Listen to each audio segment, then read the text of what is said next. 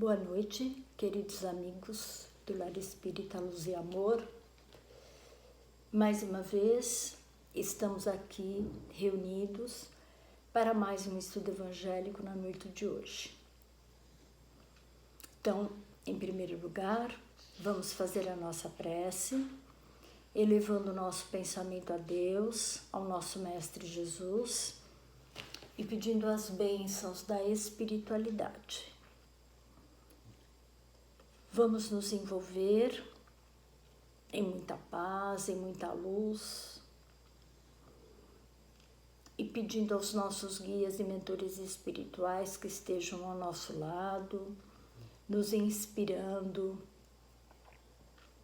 nos protegendo, nos dando equilíbrio, nos dando a inspiração da palavra correta, para que as lições aqui recebidas, as palavras aqui proferidas, possam calar fundo em nossos corações, nos trazendo renovação, nos trazendo esperança, nos trazendo tudo de bom. Se conosco, Divino Mestre, que assim seja.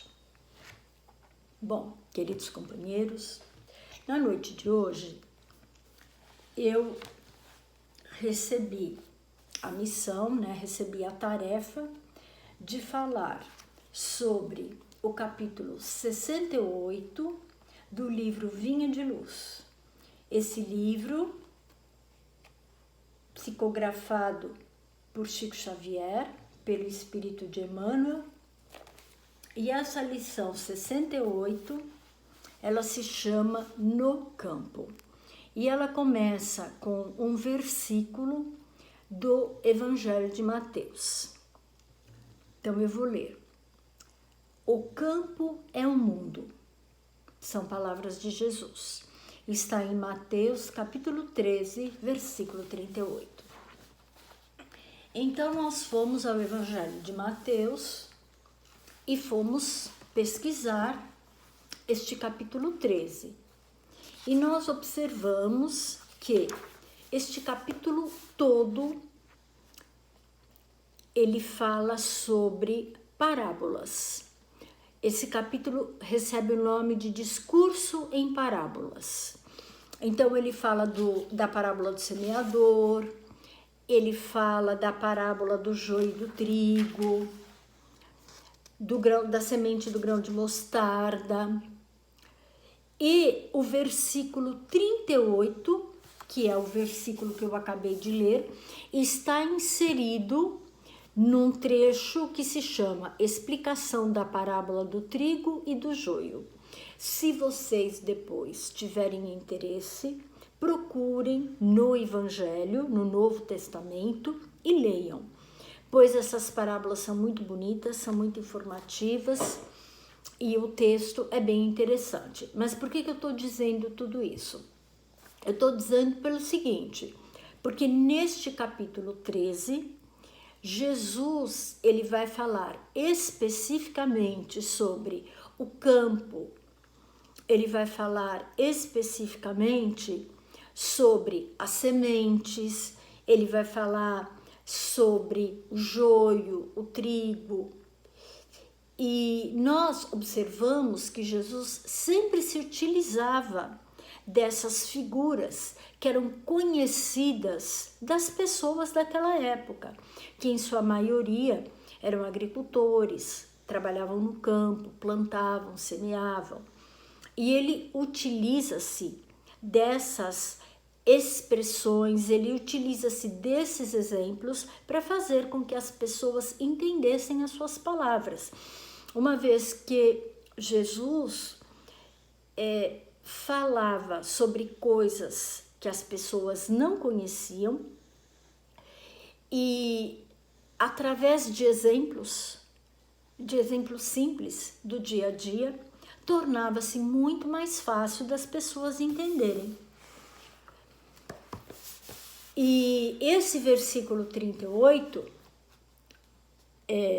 inteiro é assim: o campo é um mundo, A boa semente, essas são os filhos do reino. O joio são os filhos do malvado. E isso, gente, significa o quê? Então ele coloca que o campo é um mundo de trabalho, é um mundo de atuação. A boa semente, essas são os filhos do reino. Então, a boa semente são aquelas pessoas que se dedicam a fazer o bem, aquelas pessoas que trabalham pelo crescimento, pela melhoria do local, da região. O joio são os filhos do malvado. O joio é aquela plantinha que quando cresce assemelha-se ao trigo. É uma erva que assemelha-se ao trigo. Então, quando elas estão crescendo, elas muitas vezes se confundem. Mas ele coloca que o joio, ele representa os filhos do malvado, ou seja, o joio representa o mal. Então, nesse ensinamento, nós observamos que Jesus fala do campo, Jesus fala do mundo e ele se refere às pessoas do bem, às pessoas que almejam o bem, e também faz referência àquelas pessoas que ainda estão equivocadas, que ainda estão agindo erroneamente. Então, quando ele fala no campo, ele está se referindo ao mundo inteiro. Ele não está se referindo especificamente ao campo onde se planta o trigo, ao campo onde há a plantação de sementes. Mesmo porque, quando Jesus nos trouxe os seus ensinamentos, as suas palavras, o que são as palavras de Jesus? O que representaram? Representaram essas sementes de luz, essas sementes de vida eterna, que nós estamos discutindo 2020 anos depois. Então, olha só que importantes que foram essas sementes que Jesus lançou neste campo. Agora, aquelas pessoas que aproveitaram essas sementes são essas pessoas que ele fala, né, que são os filhos do reino, que ele se refere ao reino de Deus, à casa do Pai, à nossa vida futura, nossa morada futura. E aquelas pessoas que ele chama de joio, que são os filhos do malvado, são aquelas pessoas que ainda não despertaram para o bem. São aquelas pessoas que ainda persistem em fazer coisa errada, aquelas pessoas que persistem no mal. No campo que Jesus nos oferece, no campo onde nós devemos atuar, no campo onde nós devemos plantar e semear, né? Jesus, ele nos oferece infinitos potenciais de realização.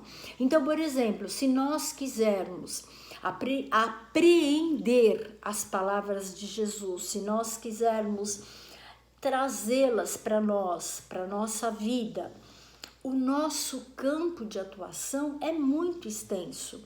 Nosso lar, nossa família, nosso trabalho, nossos amigos. E ele coloca aqui, né? Como em todo campo de lavoura, há infinito potencial de realizações com faixas de terra excelente e zonas necessitadas de arrimo, corretivo e proteção.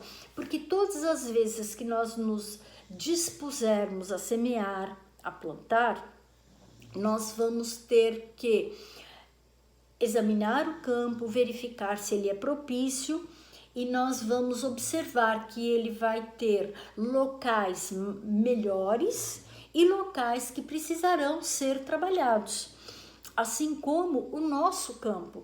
E nesse campo nós poderemos pegar como exemplo a nossa vida e poderemos pegar também o nosso campo íntimo, nossa transformação, nosso mundo íntimo, nossa vida íntima, nossa vida interior. E ele nos diz que há um infinito potencial de realizações. Então, se nós nos aplicarmos a trabalhar, a melhorar o campo, a melhorar esse espaço, nós temos um potencial infinito para trabalharmos, para melhorarmos e para progredirmos.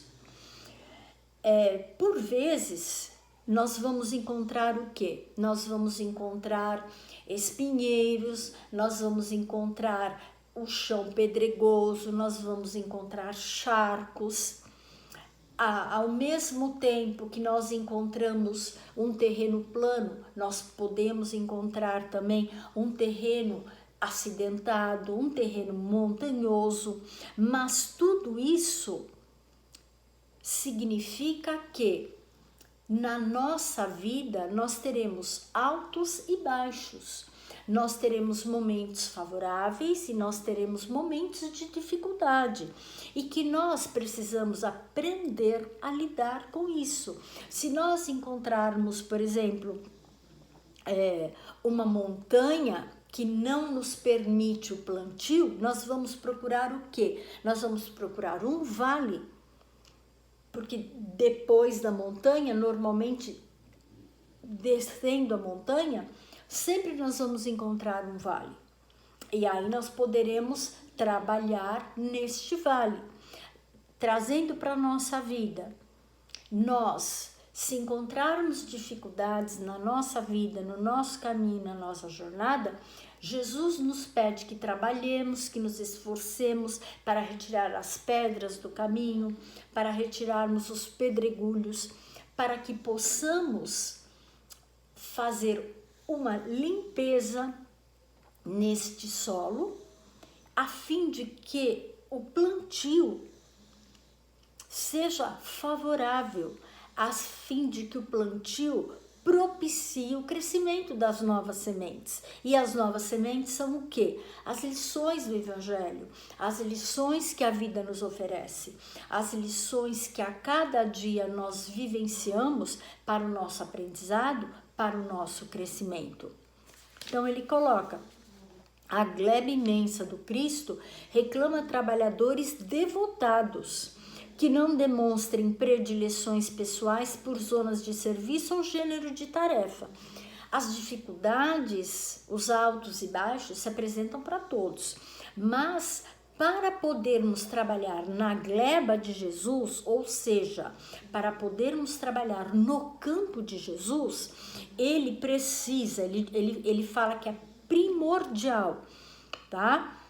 Que sejamos trabalhadores devotados à causa, devotados ao Evangelho, devotados à nossa melhoria, ao nosso crescimento, e que a gente não escolha trabalho, que sejamos aquele trabalhador que no popular a gente fala pau para toda obra, porque existem aquelas pessoas que se oferecem para trabalhar, mas no primeiro obstáculo elas desistem. Existem aquelas pessoas que se predispõem a pregar o Evangelho, a trabalhar na seara do Cristo, mas assim se apresenta a primeira tempestade, a pessoa desiste. Existem aquelas que se candidatam às obras do Mestre e que elas só gostam de fazer tarefas mais simples. Aquelas tarefas que não exigem esforço, a lei do menor esforço. Existem aquelas pessoas que vacilam, que começam de manhã e à tarde desistem. Isso nós podemos trazer para a nossa vida. Quantas e quantas vezes nós começamos a trabalhar na seara do Cristo e depois achamos que não estávamos preparados, que não era o nosso momento, que não era o tempo certo e acabamos nos afastando, acabamos deixando de lado. E todas as vezes que a gente deixa de lado uma tarefa, o que acontece? A gente vai ter que voltar e recomeçar. E é por isso, né, que nós temos que ser aquele trabalhador árduo, aquele trabalhador assíduo, aquele trabalhador pau para toda a obra. Não aquele que escolhe, por exemplo, eu sou um jardineiro, mas eu só trabalho com flor, eu só planto flor. Se eu tiver que, por exemplo, limpar um jardim cheio de ervas daninhas, ou cheio de espinheiros, ou com árvores cujas raízes já estão endurecidas, aí eu desisto, porque isso é muito difícil para mim. Não é esse o jardineiro, não é esse o trabalhador da seara do Cristo. O trabalhador da seara do Cristo tem que seguir o exemplo do Mestre. Jesus, todavia, não descansa e prossegue, aguardando companheiros para as realizações infinitas em favor do reino celeste na terra.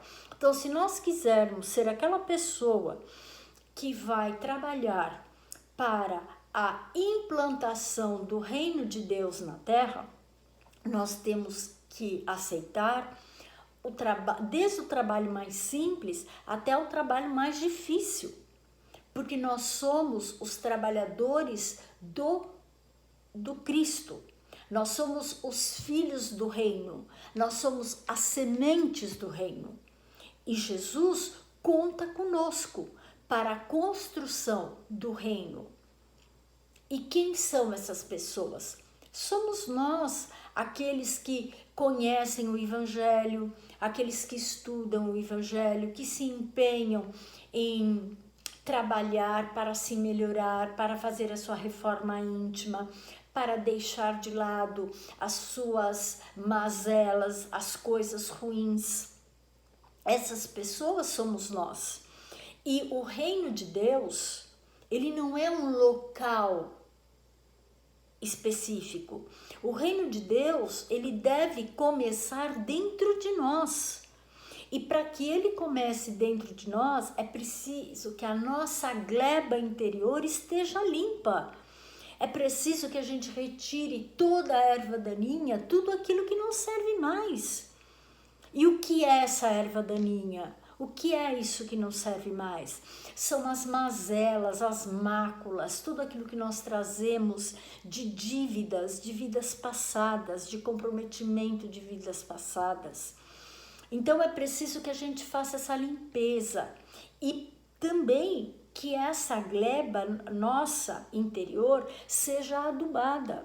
E seja adubada com o quê? Com o amor, com o sentimento de amor, de fraternidade, de entendimento. É preciso que a gente tire tudo aquilo que nos faz mal. É preciso que a gente aprenda a perdoar os nossos semelhantes, para que este reino dos céus possa se instalar dentro de nós e que nós possamos ser exímios servidores do Cristo. É isso que o Cristo espera de nós. E Jesus não descansa. Ele está em trabalho contínuo neste campo, porque ele sabe que existe um potencial muito grande neste campo. Mas é preciso que haja vontade, é preciso que haja disposição para que a gente possa fazer este trabalho, para que a gente arregace as mangas e se predisponha a se sujar de terra, a machucar as mãos nas pedras, a rasgar a pele nos espinhos. É preciso que a gente se predisponha a tudo isso, para que possamos ter um campo bom, fértil, para lançar a nossa sementeira de amor para um mundo melhor.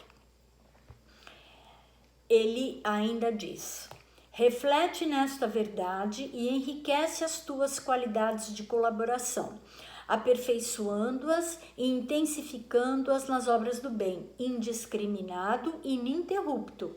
Ou seja, ele espera que nós nos munindo dessas qualidades de colaboração que todo jardineiro, que todo colaborador do Cristo precisa ter. Ele espera que a gente se aperfeiçoe e que possamos intensificar as obras num trabalho indiscriminado. Não é um trabalho que eu vou escolher, não, eu vou aceitar aquilo que o meu Senhor me mandar, aquilo que a providência me mandar, me destinar. Porque eu sou o trabalhador da última hora, eu sou o trabalhador que quer fazer o melhor. Eu sou aquele trabalhador que estava esperando a oportunidade de receber o trabalho, de receber essa oportunidade de trabalho. E eu vou aproveitar essa última hora para dar o meu melhor, pois nós sabemos que estamos vivendo um momento de transição. E neste momento de transição, aqueles que se destacarem pelo amor é que herdarão a terra. E para encerrar, o texto diz o seguinte: é certo que não se improvisa um cooperador para Jesus.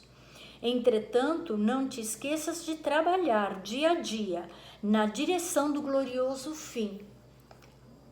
Esse fim não é o fim do mundo, não é o fim dos tempos.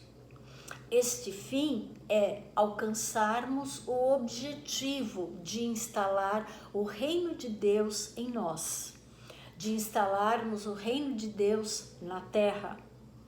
E isso, os trabalhadores de boa vontade é que farão.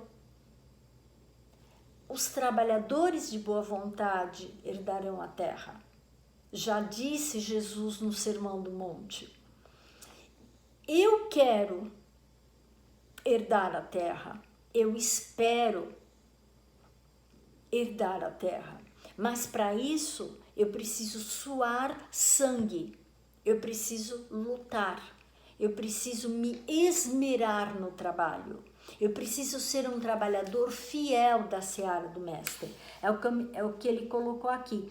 A glebe imensa do Cristo reclama trabalhadores devotados que não demonstrem predileções pessoais por zonas de serviço ou gênero de tarefa. Ou seja, repetindo, Jesus espera que cada um de nós faça a tarefa que a vida lhe oferece, que a vida lhe propõe. Cada um de nós tem um destino, cada um de nós veio com um trabalho a realizar. E se nós nos colocarmos com boa vontade, com humildade e fizermos o nosso trabalho de acordo como ele se apresentar, isso é meritório para nós. Nós vamos aprender, nós vamos trabalhar, nós vamos crescer, nós vamos fazer o nosso campo florir, frutificar, fortalecer. E é isso que Jesus espera de nós. Então, queridos irmãos,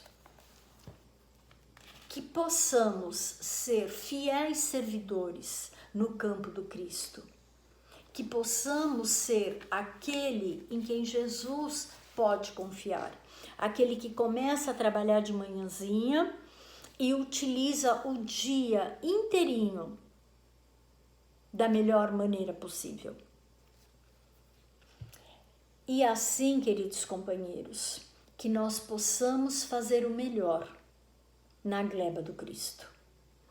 Então vamos agradecer a Deus, a Jesus, por essa oportunidade, por essa tarefa maravilhosa, por essa lição maravilhosa e pedir as suas bênçãos para todos nós, que possamos ser protegidos, amparados, fortalecidos, que a espiritualidade possa envolver os nossos familiares, parentes, amigos, colegas de trabalho, vizinhos, em fluidos benéficos, salutares, energéticos, possa abençoar a nossa casinha azul, para que a nossa volta presencial possa se tornar realidade e para que essa pandemia cumpra o seu papel e desapareça. Agradecemos, Senhor, por todas as bênçãos, por todas as dádivas, por todas as oportunidades. Sê conosco, Divino Mestre, agora e sempre. Que assim seja, graças a Deus. Graças a Deus, queridos companheiros, que sejamos fiéis servidores da seara do Cristo. Que Jesus esteja conosco ao longo desta semana e até a próxima. Uma boa noite e um beijo no coração de cada um de vocês. Tchau, tchau.